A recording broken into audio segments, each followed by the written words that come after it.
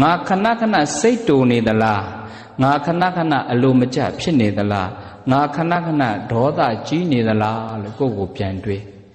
ခဏခဏစိတ်တူတယ်ခဏခဏအလိုမကျဖြစ်တယ်ခဏခဏမကြေမနက်ဖြစ်နေတယ်ဆိုရင်သိကြတယ်ကိုယ်တဏ္ဍာမှာမေတ္တာအားနေတယ်မေတ္တာအားနေရင်မေတ္တာအစဝင်နေတာကဒေါသတွေဝင်နေလို့ဒေါသတွေများနေလို့ခဏခဏစိတ်တူတာခဏခဏအလိုမကျဖြစ်တာ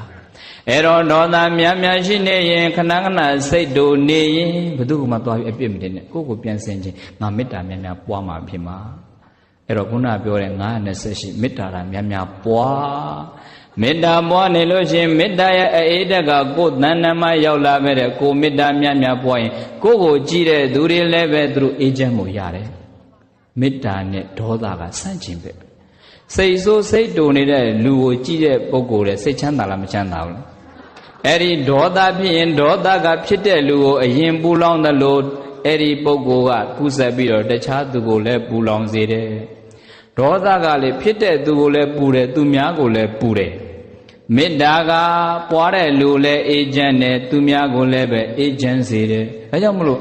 အဲ့ဒီဒေါသဆိုတဲ့အမုန်းတရားကိုဖယ်ပြီးတော့မေတ္တာဆိုတဲ့တကယ်ဖြူစင်းတဲ့စိတ်ကလေးနဲ့နေနိုင်တဲ့ပုဂ္ဂိုလ်ကလောကမှာကြီးပွားမှာချမ်းသာပါငြိမ်းချမ်းတာပဲဒါ theory တစ်ခုပဲ apply လုပ်ဖို့လိုတာ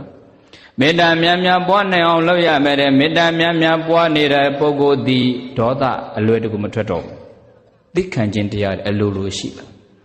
သိခံခြင်းအားကောင်းနေလို့ရှိရင်အဲ့ဒီသိခံတဲ့ပုဂ္ဂိုလ်ကရုပ်တရက်တော့လေသိခံခြင်းအပြင်အောက်ကျတယ်လို့ထင်ကောင်းထင်တယ်ဒါပေမဲ့သိခံခြင်းအပြင်နောက်ပိုင်းရလာတဲ့အကျိုးဆက်ကကောင်းကျိုးတွေပဲ